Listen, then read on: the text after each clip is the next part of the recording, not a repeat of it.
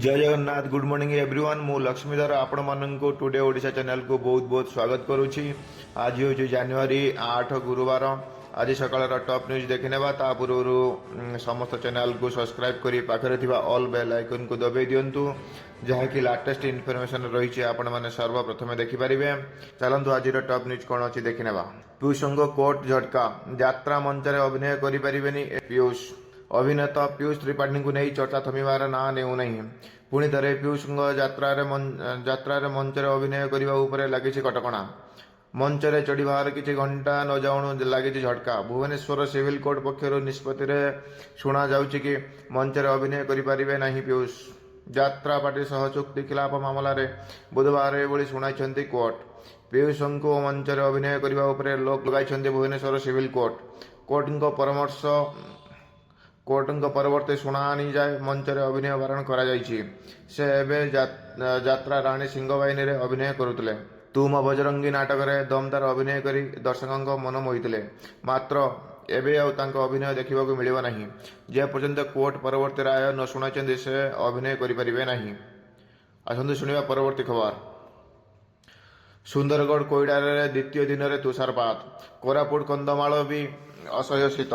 सारा राज्य में संभाल ठंडा। उपकूल उपात सबुठ शीत लहरी अनुभूति होउची।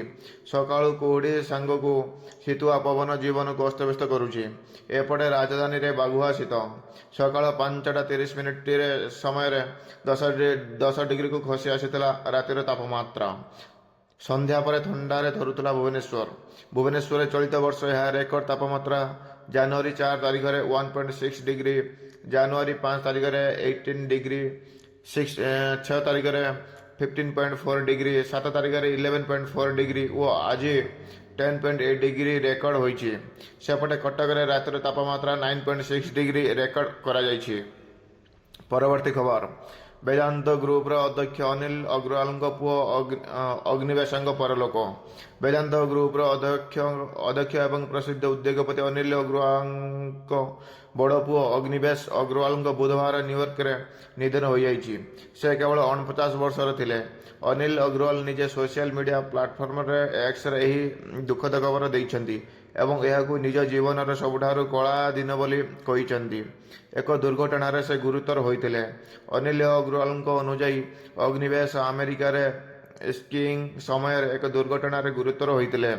न्यूयॉर्कर माउंट सिनाई हॉस्पिटल रे तांकर चिकित्सा चलीथिला एवं से हेउतिले परिवार को लागुथिला जे सबुठारु खराब समय बीती जाइछि, किंतु हठात हृदघात तांकर मृत्यु होइतिला। आज मो जीवन सबुठारु कला दिन बोली अनिल अग्रवाल निज एक्स अकाउंट रे उल्लेख करिसेंती। परवर्ती खबर। इंटरनेट रे अश्लील वीडियो देखी 2 गिरफ। क्राइम ब्रांच स्कानर रे 41 मोबाइल।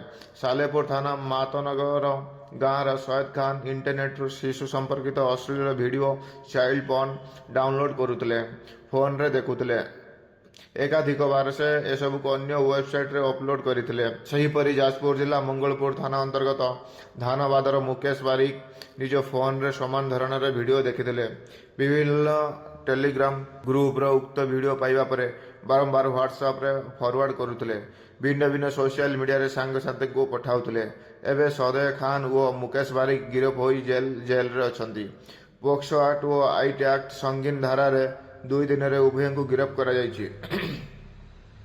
आईन अनुजाई कहते पुलिस पाखर जो ठोस सत्य प्रमाण रही से उभय प्राय 5 ରୁ 7 वर्ष पर्यंत जेल दंड पाइपारती। सहजरे जमीन मिलवा कष्टकर। परवर्ती खबर। ट्रम्प को नुआ भारत मंतव्य।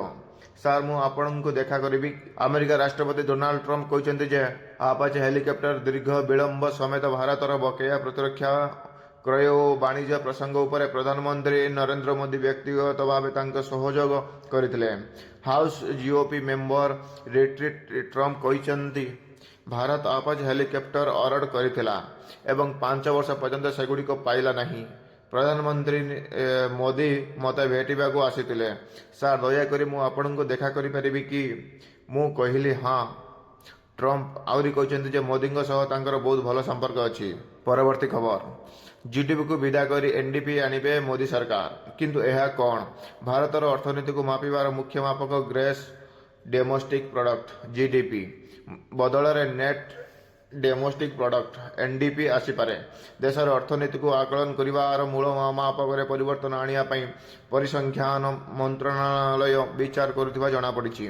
ବିଶ୍ୱସ୍ତରୀୟ ପରିସଂଖ୍ୟାନ ନିୟମ SNA 2025 ସୁପାରିଶକୁ ଆଧାର କରି ଏହି ପରିବର୍ତ୍ତନ କରାଯିବାର ସମ୍ଭାବନା ରହିଛି। ଏହା ଏକ ଦେଶରେ ଉତ୍ପାଦିତ ସମଗ୍ର ସାମଗ୍ରୀ ଓ ସେବାର ମୋଟ ମୂଲ୍ୟକୁ ମାପିଥାଏ।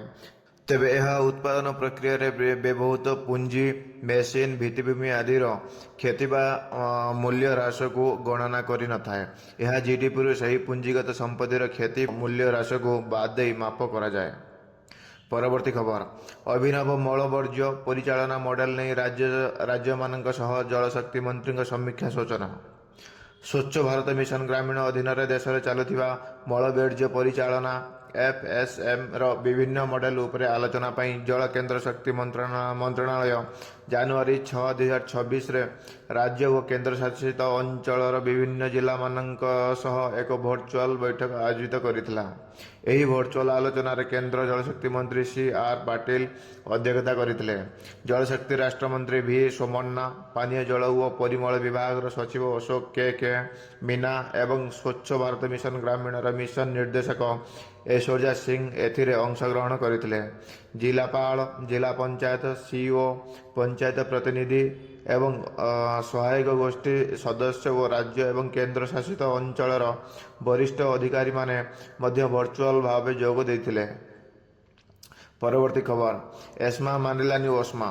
କ୍ୟାପିଟାଲ ହସ୍ପିଟାଲରେ ଲମ୍ବା ଧାଡ଼ି। ଡାକ୍ତରଙ୍କ ଆନ୍ଦୋଳନ ଚାଲିଥିବା ବେଳେ ସରକାର ଅତ୍ୟାବଶ୍ୟକ ସେବା ଆଇନ ଏସ୍ମା ଲାଗୁ କରିଛନ୍ତି, କିନ୍ତୁ ଏହାକୁ ଓସ୍ମା ଖାତିର କରିନାହିଁ। ଯେଉଁ ଅଳ୍ପ କେତେଜଣ ଡାକ୍ତର ଆନ୍ଦୋଳନ ନକରି OPDରେ ରୋଗୀ ଚିକିତ୍ସା କରୁଥିଲେ, ସେମାନେ ମଧ୍ୟ ଆଜିଠାରୁ ଆନ୍ଦୋଳନକୁ ଓହ୍ଲାଇବେ। ଫଳରେ ଆଜି କ୍ୟାପିଟାଲ ହସ୍ପିଟାଲରେ ସ୍ଥିତି ସଙ୍ଗୀନ ହୋଇଥିଲା। ପାଖାପାଖି ଜିଲ୍ଲାର ହସ୍ପିଟାଲଗୁଡ଼ିକରେ ମଧ୍ୟ ଡାକ୍ତରମାନେ ଜୋରଦାର ଆନ୍ଦୋଳନ କରିଥିଲେ। ଏଥିପାଇଁ ପୁରୀ, ନୟାଗଡ଼ ଆଦି ଜିଲ୍ଲାରୁ ରୋଗୀ ଓ ସେମାନଙ୍କ ସମ୍ପର୍କୀୟ କ୍ୟାପିଟାଲ ହସ୍ପିଟାଲକୁ ଦୌଡ଼ିଥିଲେ। ଫଳରେ କ୍ୟାପିଟାଲ ହସ୍ପିଟାଲରେ ରୋଗୀ ସଂଖ୍ୟା ଅହେତୁକ ବୃଦ୍ଧି ପାଇଥିଲା। ଆଜି କ୍ୟାପିଟାଲ ହସ୍ପିଟାଲରେ ପ୍ରାୟ 4000 ରୋଗୀ ଚିକିତ୍ସା ପାଇଁ ଆସିଥିବା ଜଣାପଡ଼ିଛି।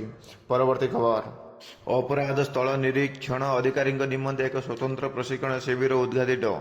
ଭୁବନେଶ୍ୱର ଲକ୍ଷ୍ମୀସାଗରସ୍ଥିତ ସହରାଞ୍ଚଳ ପୋଲିସ ଟ୍ରାଫିକ ପ୍ରଶିକ୍ଷଣ କେନ୍ଦ୍ର UPTTI ପରିସରରେ ବିଜୁ ପଟ୍ଟନାୟକ ରାଜ୍ୟ ପୋଲିସ ଏକାଡେମୀ ଏବଂ ଫରେନ୍ସିକ ବିଜ୍ଞାନ ପରୀକ୍ଷାଗାର SFSL ମିଳିତ ଆନୁକୂଲ୍ୟରେ ଅପରାଧ ସ୍ଥଳ ନିରୀକ୍ଷଣ ଅଧିକାରୀଙ୍କ ନିମନ୍ତେ ଏକ ସ୍ୱତନ୍ତ୍ର ପ୍ରଶିକ୍ଷଣ ଶିବିର ଉଦ୍ଘାଟିତ ହୋଇଯାଇଛି। ମୁଖ୍ୟ ଅତିଥି ଭାବେ ରାଜ୍ୟ ଆରକ୍ଷୀ ମହାନିର୍ଦ୍ଦେଶକ ଯୋଗେଶ ବାହାଦୁର ଖୁରାନିଆ ଯୋଗଦେଇ ଏହି ପ୍ରଶିକ୍ଷଣ ଶିବିରକୁ ଆନୁଷ୍ଠାନିକ ଭାବେ ଉଦ୍ଘାଟନ କରିଥିଲେ।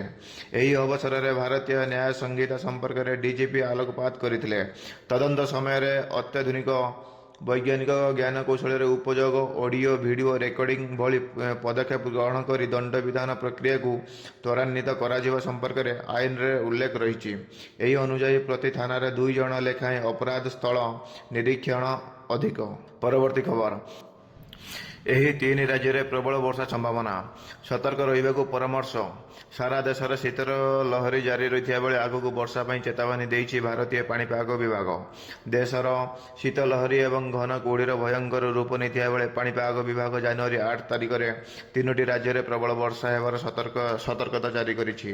ଏହି ସମୟରେ ଲୋକମାନଙ୍କୁ ଅତ୍ୟନ୍ତ ସତର୍କ ରହିବାକୁ ପରାମର୍ଶ ଦିଆଯାଇଛି। ପାଣିପାଗ ବିଭାଗ ଅନୁଯାୟୀ 8 ତାରିଖରେ ତାମିଲନାଡୁ, କେରଳ ଏବଂ ଆଣ୍ଡାମାନ ନିକୋବର ଦ୍ୱୀପପୁଞ୍ଜ ପାଇଁ ବର୍ଷା ନେଇ ସତର୍କ ସୂଚନା ଜାରି କରିଛି।